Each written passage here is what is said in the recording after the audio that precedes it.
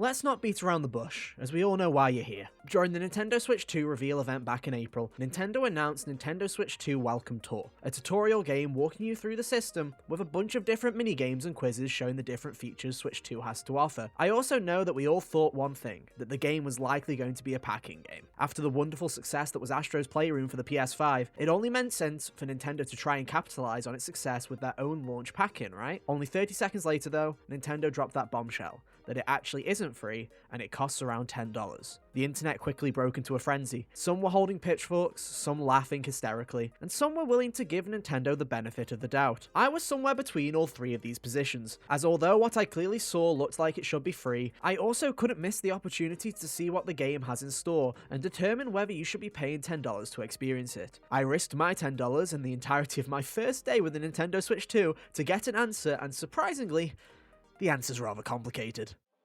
Switch 2 Welcome Tour takes you on a tour of a massive Nintendo Switch 2, and has you picking a little guy from the queue and taking him on a walk around the console, while learning about all its new features along the way. The game is broken down into 4 gameplay types: collecting stamps, playing minigames, completing quizzes, and taking part in showcases. Collect all of the stamps in one area to unlock the next, and keep unlocking new areas to find more minigames to play and more quizzes to answer.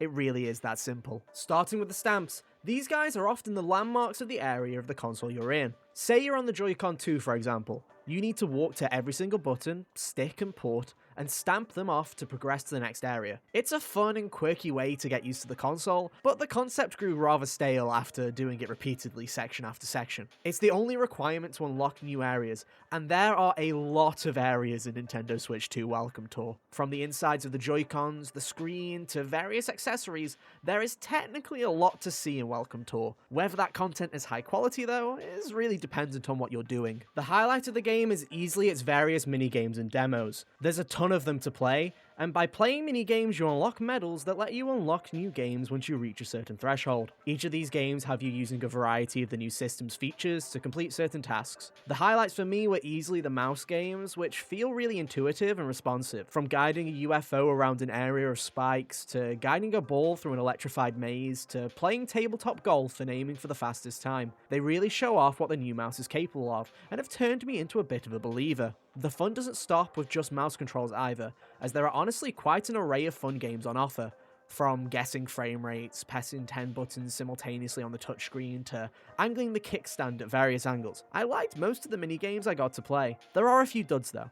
The HD Rumble 2 minigames are often lacking, and I'm honestly not impressed by the tech in general, as I really cannot tell the difference between it and its predecessor. I'm also not a huge fan of how the minigames are paced. Each minigame has various difficulty toggles, which require you to also unlock medals in order to play the harder difficulties. Some of these you'll unlock straight away, but most of them force you to go away and pick up more medals in other games to continue testing the feature. Just unlocking the minigame outright would have saved a ton of needless backtracking. But who has to worry about backtracking when we have quizzes to do? In each area are various quiz stations that pop up some reading material for you to peruse. These stations teach you about the Switch 2's various features, such as its magnets, touchscreen, and microphone. For a goblin like me, these can be relatively interesting, but I won't lie that for casual audiences, most of these sections would be tedious to say the least. The writing is bland, there are often a dozen pages of text for each kiosk, and the questions at the end are too simplistic to be of any value. I liked the novelty of Nintendo showing you the insides of what goes into making their consoles, but I fear for most people this will grow tiring rather quickly.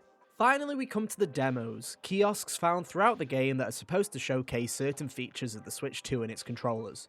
Honestly, I found them underwhelming for the most part. The HDR and Rumble demonstrations are mediocre at best, and although some have fun novelties such as playing a pixel-perfect version of Mario Bros. 1-1 in 4K resolution, none of them truly wowed me. Also, bit of a nitpick, but I really don't like how often this game forces me in and out of docked play. Half of the minigames and showcases force you into one or the other, or to change settings on your TV constantly like HDR or resolution for certain frame rates. It's more of an annoyance than a critique for the most part, and is a minor inconvenience in comparison to one of the game's most controversial decisions.